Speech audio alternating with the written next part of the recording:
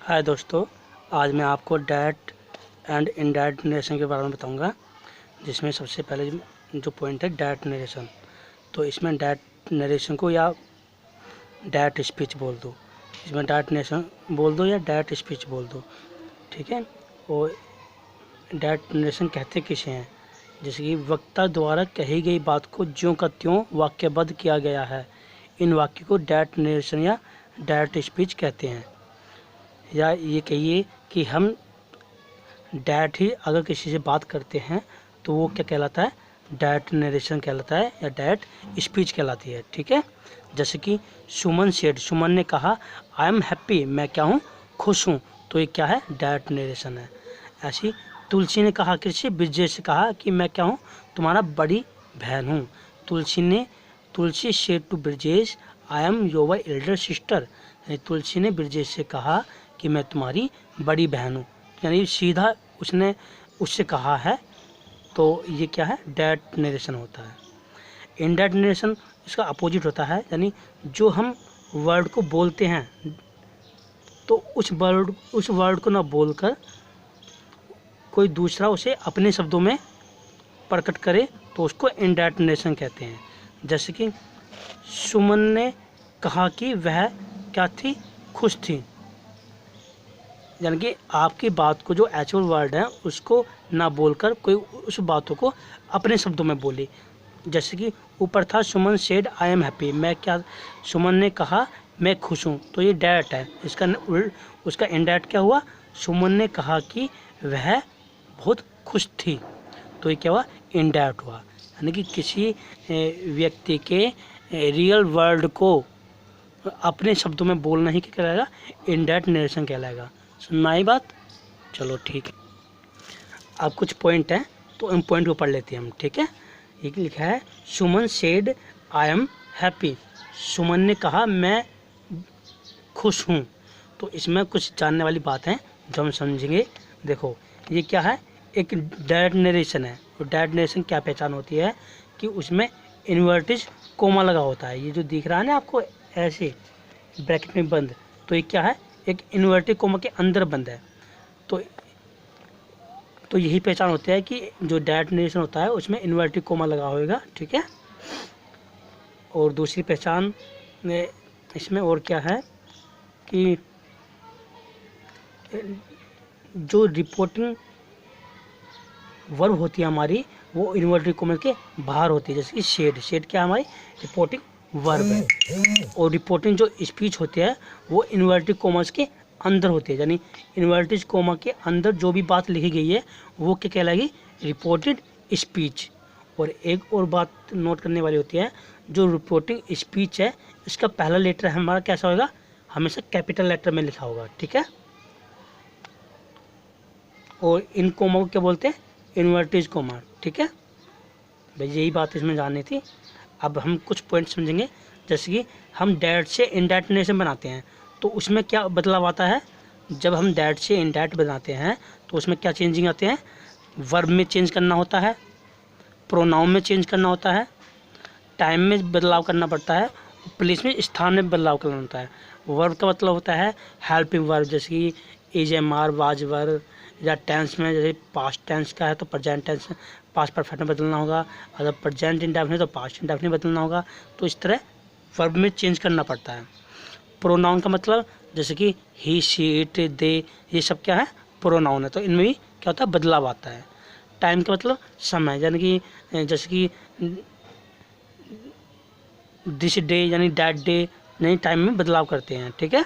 और प्लेस में से स्थान है, हेयर में जहाँ, देयर में वहाँ, तो ये क्या है? इनमें बदलाव किए जाते हैं इन इस तरह के वर्डों में, ठीक है। चलो आगे हम समझते हैं। अब टाइप ऑफ सेंटेंस। सेंटेंस कितने प्रकार के होते हैं? 5 प्रकार के होते हैं। जिसमें पहला सेंटेंस है असर्टिव सेंटेंस, हिंदी में बोलते हैं निश्चित बात कहने वाले वाक्य, ठीक है। दूसरा इंटरोगेटिव सेंटेंस, जिसे बोलते हैं प्रश्नवाचक वाक्य, इसमें प्रश्न पूछे जाते हैं। तीसरा इम्परेटिव सेंटेंस, इसमें आज्ञा व सलाह सूचक वाक्य होते हैं, यानी आज्ञा और सलाह दी जाती है इनमें। एक्सक्लेमेटरी सेंटेंस विस्मयादि सूचक वाक्य होते हैं, ठीक है। और ऑब्जेक्टिव सेंटेंस कहते हैं इच्छा सूचक वाक्य। तो ये 5 प्रकार के वाक्य होते हैं जिसमें हम सबसे पहले असर्टिव सेंटेंस के बारे में जानेंगे कि असर्टिव सेंटेंस कहते किसे हैं। ठीक है, असर्टिव सेंटेंस की पहचान क्या होती है। ये असर्टिव सेंटेंस दो प्रकार के होते हैं। नंबर 1 अफर्मेटिव सेंटेंस और नंबर 2 नेगेटिव सेंटेंस। यानी कि असर्टिव सेंटेंस के अंदर दो प्रकार के सेंटेंस आते हैं, एक तो अफर्मेटिव सेंटेंस और एक नेगेटिव सेंटेंस। अफर्मेटिव सेंटेंस जो होते हैं वे सकारात्मक वाक्य होते हैं, जैसे कि उसमें ना तो क्वेश्चन पूछा जाता है और ना ही नेगेटिव वर्ड आता है, यानी नहीं शब्द नहीं आता उसमें। जैसे कि मोहन एक अच्छा लड़का है, तो ये क्या है, एक अफर्मेटिव सेंटेंस है। जब वह बाजार जा रही है तो कैसा सेंटेंस है, अफर्मेटिव सेंटेंस है। और दूसरा नेगेटिव सेंटेंस क्या होता है, उसमें नहीं शब्द आता है, ठीक है, पर उसमें क्वेश्चन नहीं पूछा जाता, तो वो कैसा सेंटेंस कहलाएगा, असर्टिव सेंटेंस के अंदर आते हैं। जैसे कि वह एक अच्छा लड़का नहीं है या गीता बाजार नहीं जा रही है, ये सब क्या है, असर्टिव सेंटेंस के अंदर आते हैं। ठीक है, तो असर्टिव सेंटेंस के बारे में पढ़ेंगे। पहला है वर्ब में चेंज, यानी बदलाव, यानी वर्ब में कैसे बदलाव होगा। कुछ जानने वाली बातें हैं, जैसे कि अगर हमारी रिपोर्टिंग वर्ब प्रेजेंट या फ्यूचर टेंस की है, अगर हमारी रिपोर्टिंग वर्ब प्रेजेंट या फ्यूचर टेंस की है, तो रिपोर्टिंग स्पीच जो होता है, जो इन्वर्टेड कोमा के अंदर आता है, उसमें कोई बदलाव नहीं होता, उसके टेंस में कोई बदलाव नहीं होता। ठीक है, नंबर 2, जब हम डैट से इनडैट बनाएंगे तो इन्वर्टेड जो कोमा होता है उसको हटा देते हैं। क्या कर देते हैं, उसको हटाकर डैट लगा देते हैं, फिर से वाक्य किससे जोड़ देते हैं, डैट से। नंबर 3 क्या होता है, अगर रिपोर्टिंग वर्ब में से, सेज या विल से के बाद टू या कोई ऑब्जेक्ट नहीं आता, टू या ऑब्जेक्ट न हो तो इन वर्ड को नहीं बदलते हैं। जब हम डैट से इनडैट बनाएंगे तो जो शब्द हैं से, सेज, विल से के बाद अगर कोई इसके बाद टू या उसके बाद कोई ऑब्जेक्ट नहीं आया तो इन वर्ड को हम इनडैट बनाते समय चेंज नहीं करते हैं, इनको ज्यों का त्यों उतार देते हैं। अब एग्जाम्पल समझते हैं, जैसे कि हरी सेज, हरी कहता है Mohan is going to school, Hari कहता है मोहन स्कूल जा रहा है। देखो यहाँ पे हमारा जो सेज है कैसा टेंस है, प्रेजेंट टेंस में है, सेज फर्स्ट फॉर्म है। ठीक है, तो कैसा टेंस है, प्रेजेंट टेंस है, इसने रिपोर्टिंग स्पीच, ये जो इन्वर्टेड कोमा है रिपोर्टिंग स्पीच, इसके अंदर कोई बदलाव नहीं होगा और ना ही सेज में बदलाव होगा, क्योंकि सेज के बाद कोई ऑब्जेक्ट नहीं, यानी टू, सेज टू नहीं लिखा हुआ और ना ही इसके पीछे कोई ऑब्जेक्ट है, इसलिए इसमें कोई बदलाव नहीं होगा। हम ऑब्जेक्ट कैसे देखते हैं, यानी इन्वर्टेड कोमा के बाद, सेज के बाद कुछ लिखा हुआ है नहीं, तो इसलिए इसमें कोई ऑब्जेक्ट नहीं है। तो इसको हम कैसे बनाएंगे सेंटेंस, जिस सेंटेंस में ऑब्जेक्ट नहीं होता और रिपोर्टिंग वर्ब जो होती है प्रेजेंट या फ्यूचर टेंस में होती है, तो रिपोर्टिंग स्पीच में कोई परिवर्तन नहीं होगा और रिपोर्टिंग वर्ब में भी कोई परिवर्तन नहीं होगा, उसको सेम लिख देंगे।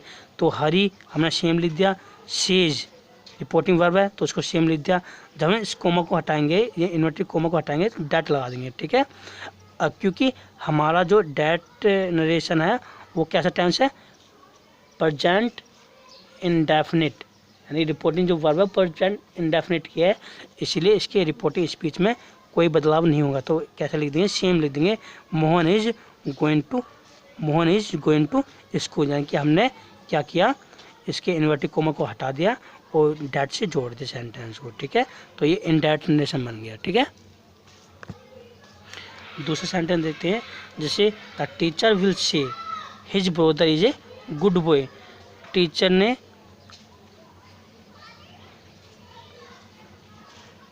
कहा होगा कि उसका भाई क्या है, एक अच्छा लड़का है। टीचर ने कहा होगा कि क्या उसका भाई क्या है, एक अच्छा लड़का है। The teacher will say his brother is a good boy. ठीक है, तो कैसे बनाएंगे इसे इन डैट, तो इसमें देखो सेज के बाद कोई ऑब्जेक्ट नहीं है, प्रेजेंट टेंस का है ये, तो इसीलिए इसके जो रिपोर्टिंग स्पीच है उसमें क्या करेंगे, कोई बदलाव नहीं करेंगे, सेम टू सेम उतार देंगे।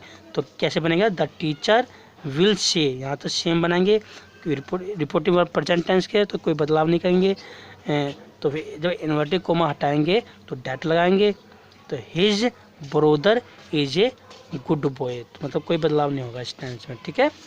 दूसरी बात, अगर says to will says to बाद में ऑब्जेक्ट आए, यानी इन तीनों के बाद में क्या आए, ऑब्जेक्ट आए, यानी टू के बाद कोई ऑब्जेक्ट आए तो क्या करते हैं, इन वर्ड को चेंज कर देते हैं। जैसे कि सेज टू को टेल में, सेज टू को टेल्स में, विल सेज टू को विल टेल में, ठीक है।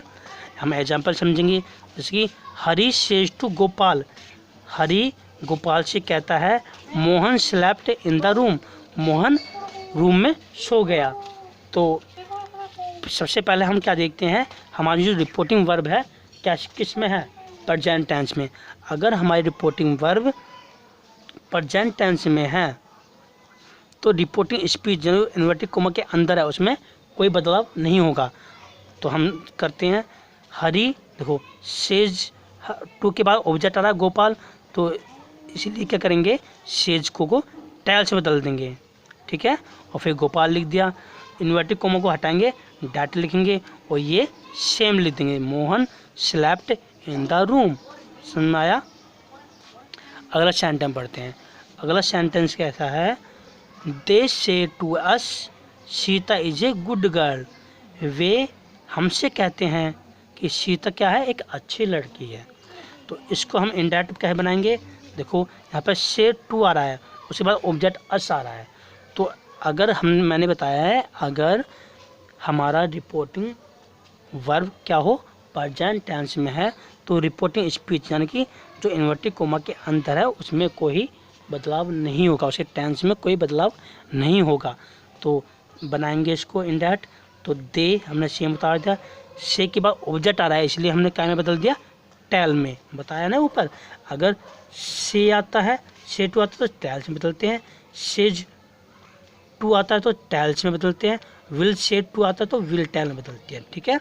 तो इसको हम क्या में बदलेंगे, दे टेल अस, यानी से टू की जगह टेल लिख दिया, अस इसको ब्रैकेट इसको इन्वर्टेड कोमा को हटा दिया तो डैट लिख दिया, फिर Sita is a good girl, ठीक है।